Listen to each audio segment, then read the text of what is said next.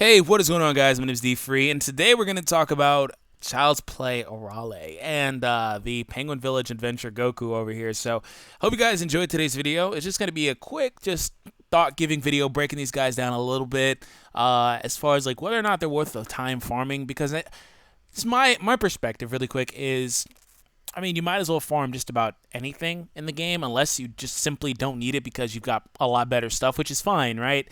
But now, if you're looking for options for events and things like that, a lot of the free units in the game get overlooked, but some of them are really, really good, and a lot of them get a lot better post-Awakening. So these guys recently got Awakenings. I am currently using DBZ Dokkan Wiki, but they don't have the Awakenings here. If you're wondering why I use this for these types of videos, just the layout's a little bit more video-friendly than something like DBZ.space, which is pretty cool too, but just the layout's a little bit easier to manage in videos. But we are going to collaboratively use DBZ.space. So I have the information for the events, obviously due to the news here on DBZ.space. So let's go ahead and break these guys down really quick. Tech types HP plus 50%. Huge damage when she does, with her passive, 30% or above, she gets 3 key and 3,000 more tech. Mechanical Menaces, which is useless in most cases. The Innocence, which is pretty solid in most cases for her. Shocking Speed, really good link. Revival, Battlefield Diva. She's got a bunch of solid key links there. Penguin Village is a 15% attack or 20% attack link. One of the two for just the Penguin Village units, including this Goku. So the Obacha Man, the Sour Man / Superman, those guys. The General Blue, I believe, has it too. That one from the SSR. This banner is currently available now. I mean, I want to tell people to summon on it for physical and AGL and STR Arale because those are all really, really top tier units in their respective niches. Like physical is going to be probably a staple on super physical. I didn't show her in my video, but it depends on the leader, so we'll see about that. I'm starting to sneakily suspect that Janemba and Goku, or Gogeta, will probably be hero villain lead 70%. Maybe 90%, something like that. I don't think they'll be any higher than that. And if they drop a rainbow, they're not going to make the rainbow 120. That's just totally breaking the game. But they'll probably drop it at 70 or 90% to try to maintain some balance and make it to where you still have incentive to use the mono leaders. That's just my 2 cents on that specifically. But, you know, as far as these guys go, we're going to break down the Goku here. Huge damage, 5,000 attack as the first attacker in a turn. All in the Family, the Innocence, Turtle School. The Innocence is a pretty good link on him. The Incredible Adventure was the Dragon Ball link for 2 key, I believe. The Guidance of the Dragon Balls. Either way, one of these is an attack link, one of them is a key link, and Penguin Village.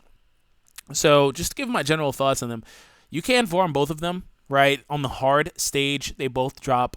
Arale, last time she was around, you use that TEQ Arale to basically farm the physical AGL and STR Arale, which I was just talking about a moment ago.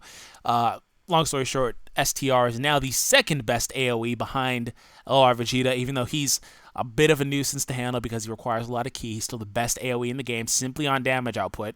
Arale is second best because she's got the second highest output, and she also has a defensive improvement, and so on and so forth. So STR Arale is up there, and STR nuking is pretty cool. And AGL Arale is a really good, hard-hitting unit. So you guys saw her a little bit in my Rebirth AGL team. If you haven't seen that, it's called LR Vegeta and his Goons, I think. A little funny title. So this guy here, he Dokkan Awakens. Let's go ahead and check out their Dokkan Awaken forms here. I don't know if his one passive, the one here, pertains to being the first attacker or if it means fighting one enemy. I can't really tell. Either way, it kind of serves the same function. Obviously, fighting one enemy is miles better than having to be the first attacker to get your passive off. That's a problem with a unit like STR base form Gotenks. He really needs to get rid of that. If they ever rebirth him, which they probably will rebirth him and the Dab Tanks, the AGL one, get rid of that off him because he gets 77%. He is coming, Innocence, Shocking Speed. He could be a really, really solid STR unit if they take that first attacker necessity off of him and make it to where he fights one enemy. So I don't know. Either way, if he has one enemy, that would be a lot better, but I'm going to treat it as, you know, just him being the first attacker. He now gets 6,000 attack and 2 extra keys. So he gets some self-sufficiency there, and that's really, really good for him because when these, just looking at the base units, Arale is a lot better, miles better than this one here. And like I was saying, you can farm the physical STR and AGL Arales with this one. They both drop on the hard stage. Z hard stage drops the metals. I ran the metal stage like 7 times. That had enough for both of them. It requires 7 metals to awaken both of them. So my thoughts on Arale: 3 key and 4,000 attack up. She still requires the 30%.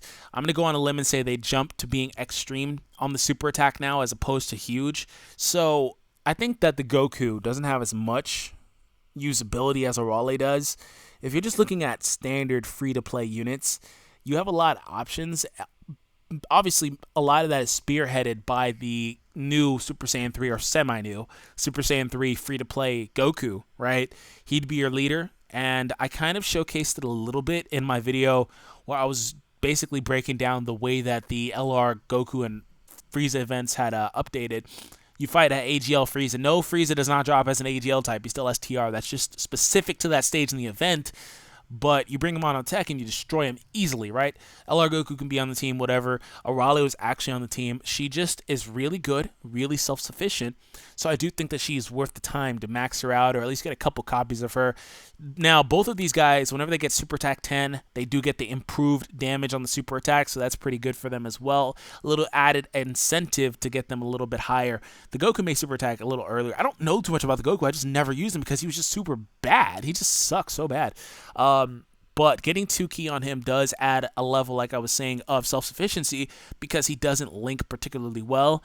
On Monotech, Arale kind of sneaks by because she gets 3 key, and a lot of the other free tech units link pretty well anyway. On Mono STR, free to play, you know, if you're considering that you'd be leading with, what, Grandpa Gohan, this Goku could link semi-good with him, so that's probably your best duo on the team. But depending on who else you're running, you could be running the Rage Trunks from the Dragon Ball Super Trunks event that's currently going on JP.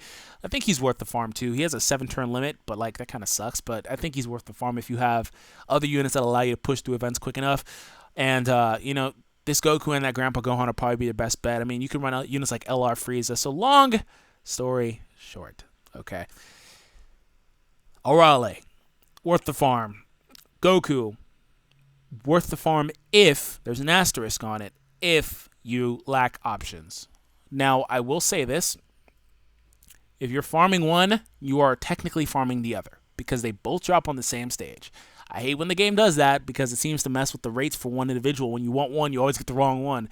They both drop on the same stage. As far as medals, both medals come from the second stage as well. So there's really no real reason not to farm both of them. You know what I'm saying? And the medals have really, really, really good drop rate. I was getting 2 to 3 medals every round. So, quick video talking about these guys. Hope you guys enjoyed it. Subscribe if you're new, and I will catch you guys in the next video. Peace out, guys.